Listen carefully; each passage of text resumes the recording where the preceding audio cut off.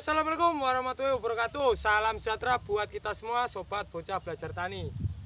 Di kesempatan hari ini bocah belajar tani sedang ada di kampung saya sendiri lor.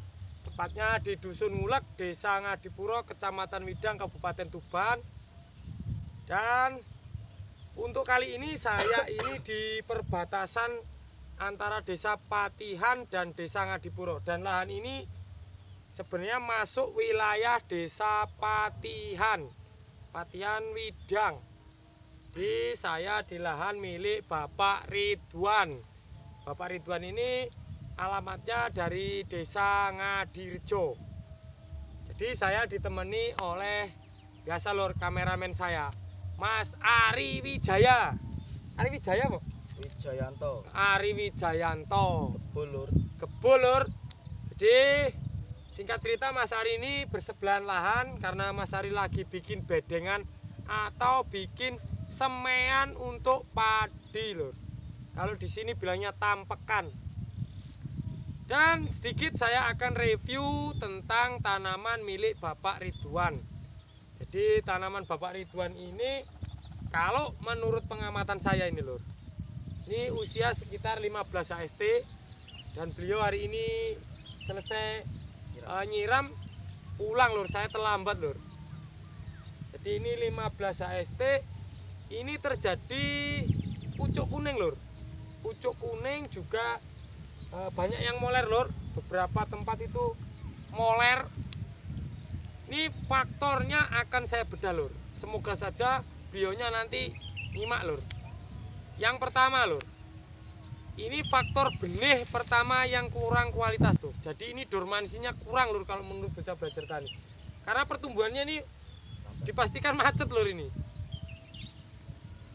Jadi kemarin itu beliau beli benih itu benih raya lur. Tapi raya bukan dari yang wilayah barat dari Nganjuk, tapi wilayah timur. Sehingga dormansinya kurang lur. Ini sekitar benih 50 kilo itu kalau nggak salah dormansinya itu sekitar 2,5 bulan, maksimal 3 bulan itu belum saya rasa lur. Dan faktor keduanya adalah karena faktor olah lahannya yang kurang maksimal.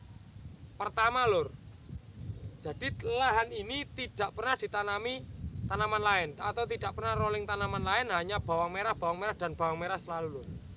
Kemudian lahan ini tidak pernah diberikan kompos. Sedangkan kontur tanahnya itu kalau terjadi hujan sebentar saja dia itu akan bantat lur. Kalau kondisi panas seperti ini dia itu pecah lur. Dan kalau hujan dia dalamnya itu lengket lur, bantat. Memang datarannya ini termasuk bukan dataran lahan sawah lur, tapi ini memang datarannya dari sawah itu ini rata dengan pematang. Jadi bukan kita bikin bedengan di sawah, tapi ini posisinya di atas lur. Karena memang ini awalnya itu bukan sawah lur, tapi memang pekarangan lur, seperti tanah pekarangan. Itu kenapa kalau kita itu mau tanam bawang merah, kita benar harus tahu referensi benih yang berkualitas. Itu wajib kita benar-benar tahu lur, bahwa dormansinya itu benar-benar sudah cukup. Yang kedua, olah lahannya itu juga harus benar-benar maksimal, terutama pemberian kompos pada lahan yang tipe karakter tanahnya seperti lahan Pak Ridwan ini. Nanti akan saya cuplikan videonya seperti apa tanaman ini dan yang moler seperti apa. Mas Ari, kalau menurut Mas Ari ini apakah bisa jaminan akan sukses Mas Ari? 0,5%. 0,5% aja lor. Itu loh lor. Mas Ari ini sudah melalang buana juga sama bocah belajar tani, sudah sampai go ke Jawa Tengah bersama Gusman Bojonegoro juga.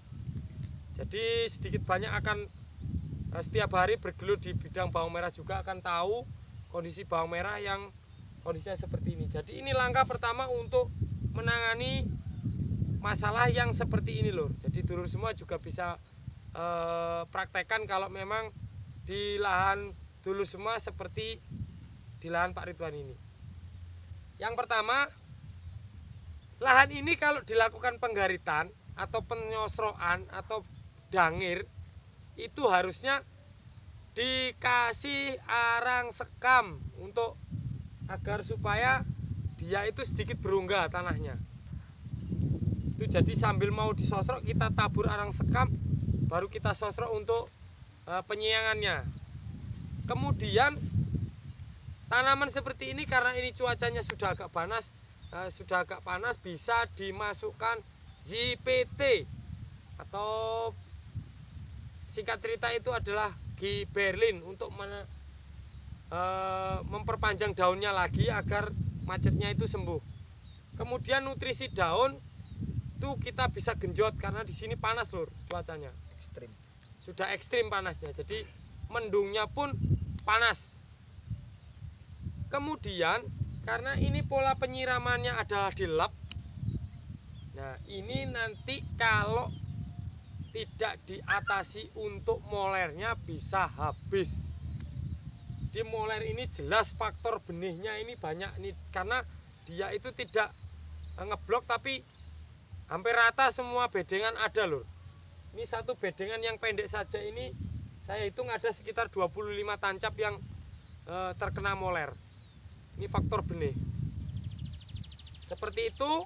Kemudian untuk fungisidanya harusnya yang dingin-dingin lur ini fungisidanya. Karena ini juga pucuk kuning. Jadi bisa dikasih antrakol. Juga kalau yang agak mahal sedikit bisa pakai Amistar Top ini untuk agar supaya kuningnya ini tidak berlanjut lur. Seperti itu. Dan untuk pengairannya ini bisa dijeda terlebih dahulu agar macetnya ini tidak berkelanjutan. Dijeda, kemudian kita aplikasi nutrisi lewat daun. Setelah 2 hari kita lakukan penyiraman full. Itu bisa merangsang daripada pertumbuhan yang macetnya itu lur. Seperti itu. Baik lur, semoga saja beliaunya nanti bisa nyimak. Mungkin itu saja dari Bocah Belajar Tani, semoga bermanfaat. Saya akhiri, wabillahi taufiq wal hidayah, waridwan wal nayah. Wassalamualaikum warahmatullahi wabarakatuh. Waalaikumsalam warahmatullahi wabarakatuh. Ekonoet.